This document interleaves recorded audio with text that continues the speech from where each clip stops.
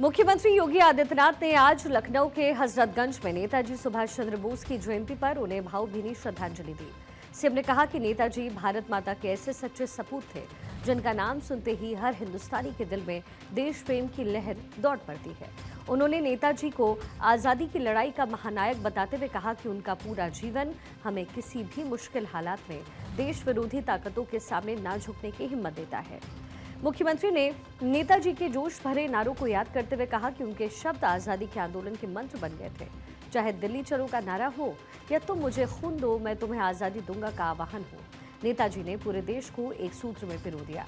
CM योगी ने बताया कि उनका मशहूर गीत कदम कदम बढ़ाए जा आज भी हमारी सेना के जवानों में जोश भरने का काम करता है।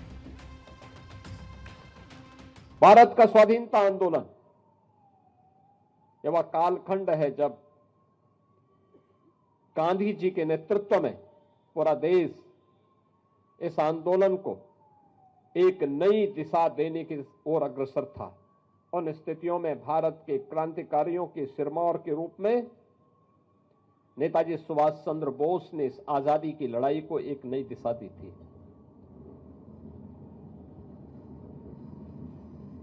उनका विराट व्यक्तित्व हर भारतीय को प्रभावित करता था। भारत के अंदर हो या भारत के बाहर, उन्होंने भारत की आजादी के लिए जो योगदान किया, उनका एक एक शब्द अपने आप में आजादी के आंदोलन का मंत्र बन गया। याद करिए ना, जिन्होंने उस समय कहा था, भारतवासियों का आह्वान किया था कि तुम मुझे खून दो मैं तुम्हें आजादी दूंगा, ये भारत की आजादी का एक मंत्र बन गया।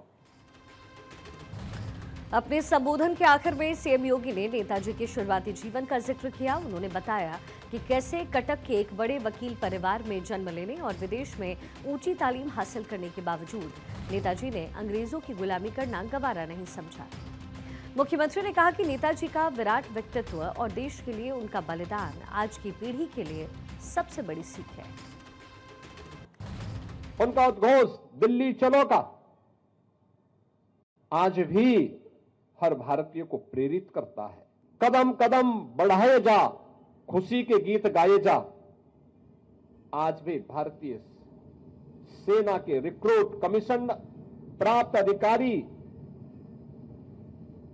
अपने दीक्षांत समारोह में बड़े शान के साथ हर भारत का सैनिक इस गीत को आज भी गाता है। यह भी नेताजी सुभाष चंद्र बोस की देन है।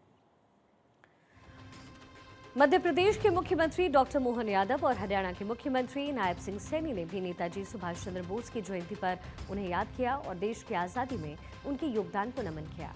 दोनों मुख्यमंत्रियों ने नेताजी को एक ऐसा विजनरी लीडर बताया जिन्होंने आजाद हिंद फौज का गठन कर अंग्रेजों की नींव हिला दी। मध्य प्रदेश के सीएम डॉक्टर मोहन यादव ने कहा कि नेताजी ने दुनिया को दिखाया कि हक की लड़ाई कैसे लड़ी जाती है। उन्होंने बताया कि किस तरह नेताजी ने विदेशों में जाकर के भारतीयों को एकजुट किया और एक सशक्त सेना खड़ी कर दी। मोहन यादव के मुताबिक नेताजी का पराक्रम ही है जो आज भारत को एक सशक्त राष्ट्र बनने की प्रेरणा देता है।